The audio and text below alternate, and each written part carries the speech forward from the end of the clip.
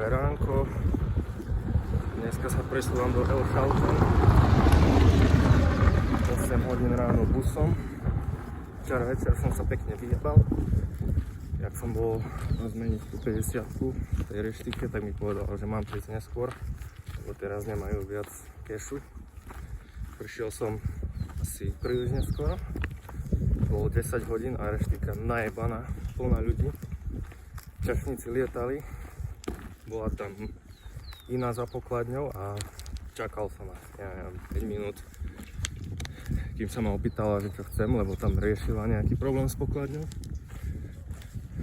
Ešte som ani nedopovedal, ona už, nie, nemám, príď zajtra, teraz máme veľa ľudí. Takže peniaze som nerozmenil, dúfam, že Elschauten sa bude dať za rozumnú cenu nakúpiť peso. Takže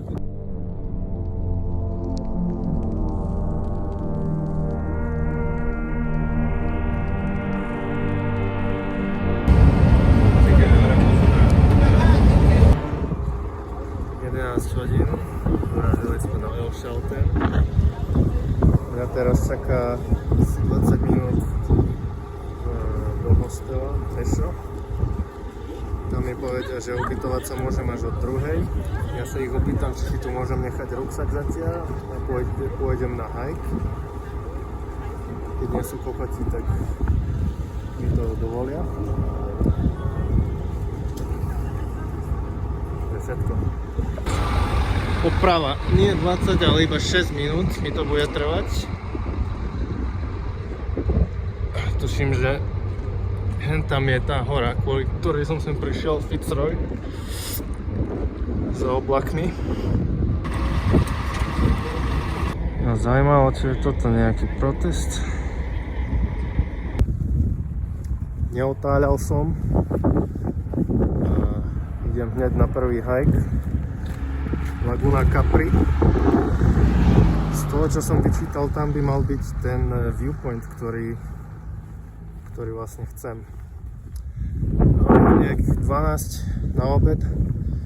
Trvá tam cesta 1,5 hodiny. Potom by som ešte šiel, je tam kopec ľudí. Na tom kopci, tamto, nie do piče, tam vidno mestečko. To by som mohol dať na sunset. Vidno odtiaľ aj Fitzroy. Skoč. Zbytočne som sa bál, že sa tu nebude dať platiť kartou, lebo sa dá. Takže som v pohode. Mohol som si kúpiť nejaké refreshments, to znamená, že víno a pivo. Pokračujeme ďalej. Tuším, že idem správnym smerom, keďže sa tu píše výhľad na Fitzroy. Prvý výhľad.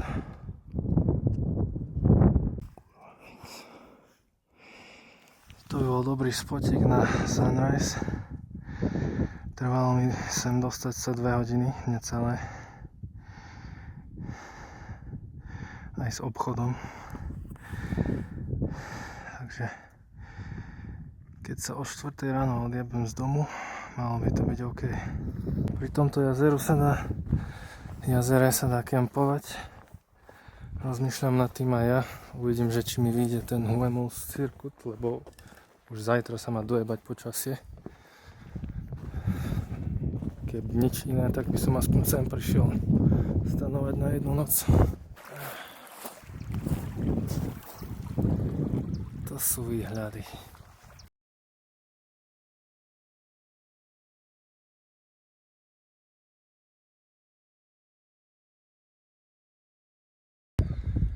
Bol som v obchode a pýtal som sa, že čo tu pijú miestni čučári. Tak mi odporúčil toto. Malé aj lacnejšie, ale bez vrchnáku, takže som zvolil toto.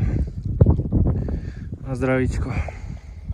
OK, takže tu je campsite. Čuduj sa svete. No je tu aj hajzel, som nečakal, keďže je to tak od piči. Neviem, jak trituje ten hajzel, čím.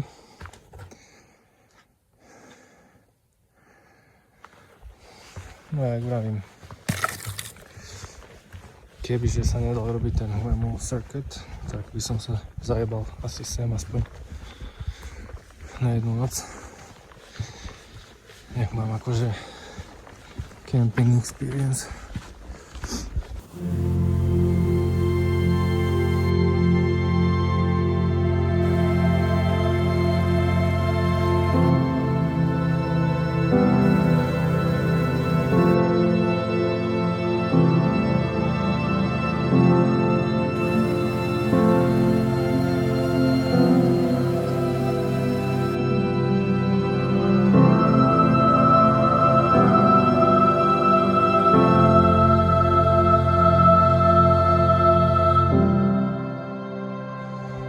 Trošku pozabudol, lebo toľko prírodnej krásy tu je, potôčiky a kokociny, výhľady, takéto krásne stromy, aj keď sú dojebané, ale má to svoju estetiku.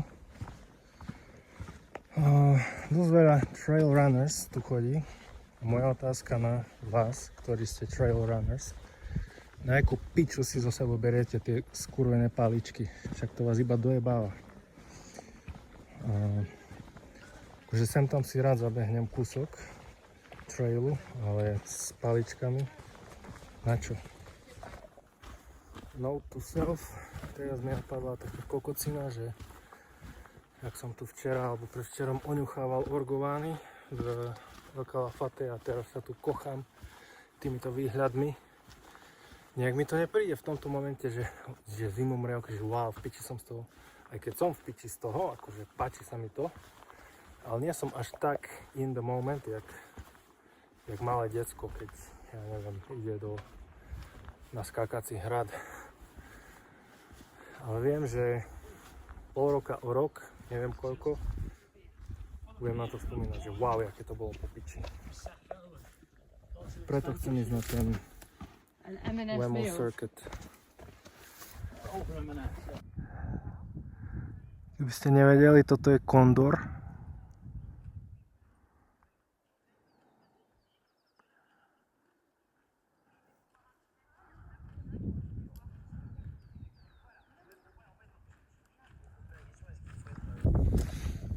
Tu je akože ten view of Fitzroy, ktorý by malo trvať sa sem dostať 40 minút od lagúny. Trvalo mi to asi tak 2 hodiny. Aj keď veľa som fotil, ale nepríde mi, že by tento view bol nejak 100-krát lepší než od lagúny, alebo ešte od toho potôčika s vodopádom, kde som zastavil predtým. Takže je to na vás, či sa sem chcete jebať v prvý deň, ak sem prídete. No, cez 4 hodiny, kým som sa sem dojebal môjim tempom fotografickým, content creatorským. Nazad musím pridať do vrtule, či kopnúť do vrtula, pretože je 17:19 a ak mi to bude trvať 4 hodiny nazad, tak prídem po tme, respektíve začne byť tma. Ale chcem ešte nakúpiť a navariť si niečo, lebo o 4 ráno sa chcem odjebať z domu, aby som videl východ slnka. Inak dobre, že som vtedy spravil timelapse, lebo teraz nie sú ani oblaky okolo hory. A ináč vtedy, ak sme došli do El Chaltén, tak bol tak fajne obkolesený, že len taký náznak z neho bol, že tam je také tajomno, ale kým som došiel k nejakému viewpointu, tak sa to rozplynulo. Uvidíme zajtra, čo bude, lebo podľa počasia by malo pršať, byť zamračené kokociny. Takže zase, keby ho nebolo vôbec vidno, tak to je tiež na piču. Takže je 17:45. Poďme si stopnúť, jak dlho mi bude trvať dostať sa naspäť do ubytka.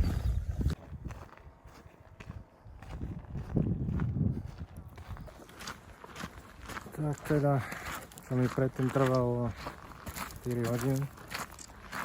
Mi teraz trvalo 1,5 hodiny, je 19:15 a ja prechádzam značkou alebo závorou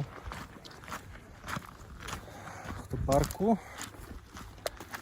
Do ubytovne to mám stále ešte nejakých, neviem, 20 minút. S tým, že idem ešte do potravín. Ale jak som kopol do vrtule, dole kopcom, ten trail run, to ma dosť baví. Aj keď to značne dojebáva všetky kloby na nohách. Zajtra tým asi budem trpieť, ale víno pomohlo, takže na zajtra si ho kupujem tiež. A zajtra sa môžeme tešiť na Laguna de los Torres. Takže čekuj to. Tu piče! No ja sa jak kokot jebem 8 hodín a špic vidno aj odtiaľto z hostela. No rovno z okna ho vidno.